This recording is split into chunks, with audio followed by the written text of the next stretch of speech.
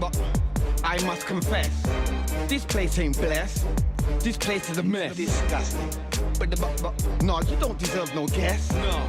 In here, I don't wanna lay down or rest. Are you crazy? That crack in the wall needs addressing.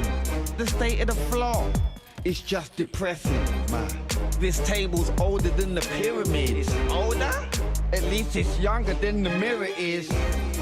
This place is small and it's barely a house. Never mind the cat, you couldn't even swing a mouse. It's so small. Those curtains are looking tired. Decorations are tired. Look, your style is fired. It's like somebody hit you with a bulldozer. But if your house was a car, it would get pulled over. Excuse me, please. This is very, very, very, very, very, very, very unacceptable. Bloco. Oh my God.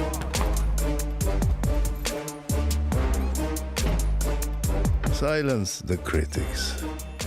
IKEA, the wonderful everyday. Fresh and clean. But